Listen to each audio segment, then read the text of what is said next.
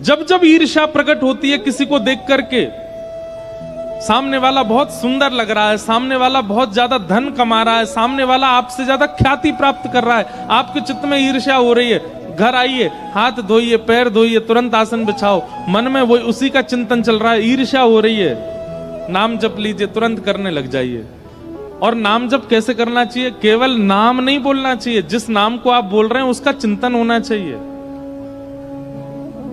हरे कृष्ण कृष्ण कृष्ण हरे हरे, हरे राम राम राम हरे हरे। जब महामंत्र का उच्चारण करें तो हरे कृष्ण बोलते समय आपके चित्त में श्री कृष्ण की भिन्न भिन्न झांकियां आनी चाहिए। हरे कृष्ण एक बार बोलते ही राधा रमण, हरे कृष्ण दूसरी बार बोलते ही राधा वल्लभ, कृष्ण कृष्ण बोलते ही गोपीनाथ मदन मोहन, हरे हरे बोलते ही बांके बिहारी, हरे राम बोलते ही अयोध्या नरेश प्रभु श्री राम, हरे राम बोलते ही चित्रकूट निवासी श्री राम, राम राम बोलते ही रावण वध करता श्री राम, हरे हरे बोलते ही कौशल्यानंदन श्री राम। ऐसा चिंतन के साथ जब आप नाम जप करेंगे, वो नाम जप आपके उस दोष को घटा देगा।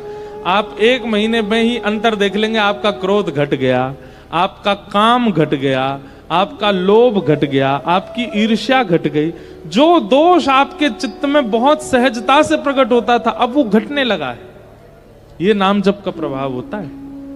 उसको नित्य तो करना ही है, पर विशेष रूप से जब आपके ऊपर दोष का आक्रमण हो रहा हो तब विशेष नाम जप करो।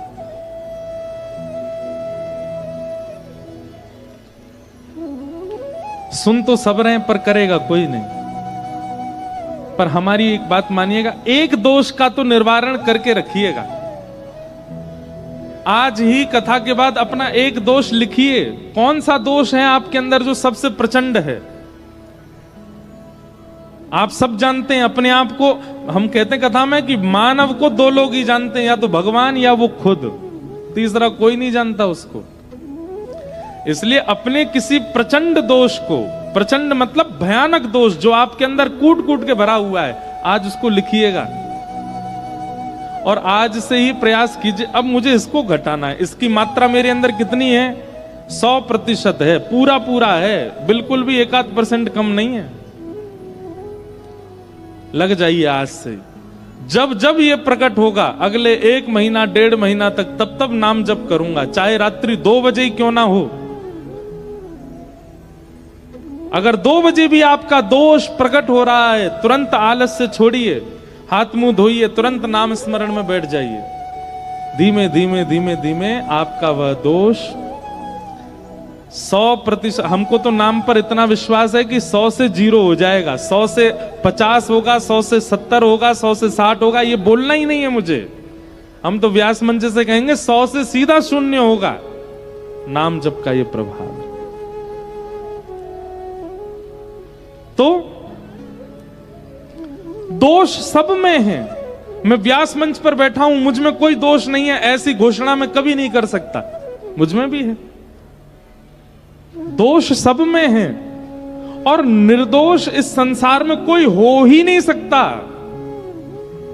आप कलयुग में रह रहे हैं, एक दोष तो आपके अंदर रहेगा ही रहेगा। पर हमारा कर्तव्य क्या है? जैसे हम कर्तव्य धन को कमाना समझते हैं, जन्म लिया है तो धन कमाना पड़ेगा, जन्म लिया है तो विवाह करना पड़ेगा, जन्म लिया है तो घर बनाना पड़ेगा, जन्म लिया है तो संतान वर्धन करनी पड़ेगी। ऐसे हमारा कर्तव्य है। जन्म लिया है तो मृत्यु से पहले पहले निर्दोष बनना पड़ेगा। सारे दोष नष्ट होने चाहिए हमारे, ये कर्तव्य है हमारा। नहीं तो पुनरपि जननम पुनरपि मरणम पुनरपि जननी जठरे शयनम। आद्य गुरु शंकराचार्य कहते हैं फिर जन्म लो, फिर से कर्म करो, फिर से। कितने थक जाते हैं हम। इसलिए हमारी आपसे प्रार्थना है, आप यदि कथा में आए हो, आप यदि सत्संग में बैठे हो, आप यदि संतों के दर्शन कर रहे हो, आप यदि वृंदावन जा रहे हो, तो इसका मतलब आप चुने गए हो करोड़ों खरबों लोगों में कि भाई तुम अपना परिवर्तन करो। उसके बाद भी अगर हमारी चिंता नहीं बढ़ रही है दोषों के प्रति, कोई बात नहीं, पर नियम से नाम जप रोज कीजिए, पर हम विशेष कहेंगे विशेष तब कीजिए जब आपका दोष प्रकट होता है। जैसे एक, अब यहां मंच से हम कई बातें तो नहीं कह सकते, कई दोषों के बारे में तो नहीं बता सकता मैं, पर कुछ दोषों के बारे में बता सकता। जैसे किसी किसी को पानी पूरी बहुत बढ़िया लगती है, महाराज कहीं पर चटपटा पानी की पूरी बन नहीं हो तो उसके जीभ में वैसे ही पानी आ जाता है, बोले ओहो मुझे खानी है, मैं कैसे खाऊं। किसी को समोसा अच्छे लगते हैं, किसी को जो है मीठा अच्छा लगता है। इसी पे ही प्रयास करके देख लो, जब जब इच्छा प्रकट हो जिह्वा में तब तब नाम जप प्रकट कर दो, नाम जप करने लग जाओ। पानी पूरी खाने की इच्छा हो रही है, आप नाम जप में बैठ जाओ, आप थोड़ी देर में देखेंगे कि आपकी इच्छा समाप्त हो जाएगी। और फिर आपके सामने प्रस्तुत भी अगर कर दिया जाएगा, लो पानी पूरी खाओ, आपको मन नहीं है अब नहीं खाना, ये इस प्रकार से आपकी इच्छाएं समाप्त होंगी, आपके दोष समाप्त होंगे। नाम जप। तो पूतना का दोष क्या है? वो जितनी बुरी है, वो जितनी राक्षसी है, वो जितने दोषों से युक्त है, सब पर आवरण चढ़ा करके गई है। अपने आप को बहुत अच्छा दिखा रही है, सुधरा हुआ दिखा रही है, सुंदर दिखा रही है, गुणवान दिखा रही है। सब रीझ गए उससे, पर श्याम सुंदर नहीं रीझे। ये इस बात का प्रमाण है कि अगर कोई व्यक्ति अपने दोषों को ढकता है, यहां तक भी ठीक है, पर ढक करके अच्छा बनाकर अच्छा दिखाने का प्रयास करता है, ठाकुर जी उससे प्रसन्न नहीं होते। ठाकुर जी उससे प्रसन्न नहीं होते। मीराबाई रूप बदल करके मीराबाई जैसी थी वैसी ही रहती थी ठाकुर जी के सन्मुख। कहो तो कुसुमल साड़ी रंगावा, कहो तो भगवा भेष, कहो तो मोतियन मांग भरावा, कहो छटकावा केश। मीराबाई का अपना कोई स्वरूप नहीं है जिससे श्याम सुंदर रीझे, वो मेरा स्वरूप है। पूतना रूप बदल करके गई, कोई नहीं रीझा, सब रीझ गए, पर ठाकुर जी नहीं रीझे। ठाकुर जी जैसे उसकी गोद में गए, उसके पयोधर का पान किया, विष को पिया, दुग्ध को पिया, गाढ़म कराभ्याम, जैसे ही भगवान ने कस करके उसके प्राणों को पीना प्रारंभ किया, भगवान प्रपिड्यत प्राणै शमम रोष शमन वितो पिबत, जैसे ही प्राणों को पीना प्रारंभ किया, अपने वास्तविक रूप में आ गई, राक्षसी बन गई। सा मुंच मुंचाल मिति प्रभाषणी, अरे बालक छोड़, अरे लाला छोड़, खूब चिल्लाई, लेकिन ठाकुर जी ने उसको छोड़ा नहीं। जैसे ही प्राण पिए, पूतना का शरीर धड़ाम से गिरा और पूतना का वध हो गया। बोलो पूतना मर्दन भगवान की। इसलिए हमारी एक बात बहुत ध्यान से सुनिएगा, अगर आपके अंदर दोष हैं तो दोष ठाकुर जी के सामने जाके कह दिया कीजिए, नाथ मेरे अंदर ये दोष हैं, मेरे अंदर ये कमियां हैं, नाथ आप कृपा करके इनको शुद्ध कीजिए। अगर आप छुपा करके जाएंगे ठाकुर जी से, तो वो दोष और ज्यादा प्रचंड हो जाएगा, और ज्यादा प्रगाढ़ आपके चित्त में हो जाएगा। ठाकुर जी के सामने तो दोष प्रकट करते हुए जाओ, छुपा के नहीं। और अगर छुपाए भी हैं तो अच्छे बन करके मत जाओ।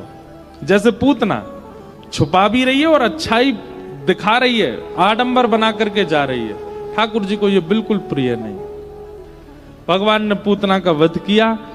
6 दिन के ठाकुर जी, जैसे ही पूतना गिरी, सब ब्रजवासी दौड़े दौड़े गए, अरे भैया जे कहा है गो, जे राक्षसी कहां ते आ गई, इतनी प्रचंड इतनी बड़ी राक्षसी कहां ते आई, लाला ढूंढो, लाला कहां चलोगो। भीतर जाके देखी तो महाराज ठाकुर जी है ही नहीं। तभी कोई ने हल्ला किया, अरे जा राक्षसी के ऊपर पड़ो है हमारो लाला। ऊपर चढ़ के देखी तो महाराज ठाकुर जी उसके वक्ष पर बैठे थे, लेटे थे।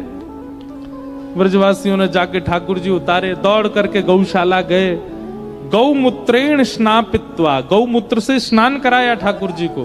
पुनर्गौरज सार्भकम, ठाकुर जी के श्री अंग पर गौरज लगाई गई है। कभी कभी मेरे मन में भाव आता है, दुनिया के लोग इतने सारे प्रोडक्ट लगाते हैं अपने शरीर पर, हमारे ठाकुर जी के स्किन केयर रूटीन पता है क्या है? ठाकुर जी गौमूत्र से नहाते हैं और गौरज लगाते हैं जिससे आपको दुर्गंध आती है, जिसको देख करके सूंघ करके आप भागने लग जाते हो। हमारे ठाकुर जी उसमें सबसे ज्यादा आनंदित होते हैं।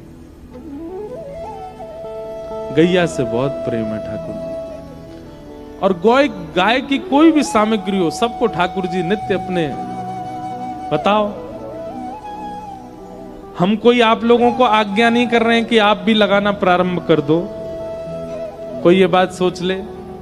लेकिन हाँ एक बात कह रहे हैं, अगर ठाकुर जी जैसी श्रद्धा है गैया के प्रति, और उसके बाद अगर गौरज, गौमूत्र और गौ गोबर का आप प्रयोग करने लग जाओगे तो वो आपके लिए अमृत बन जाएगा।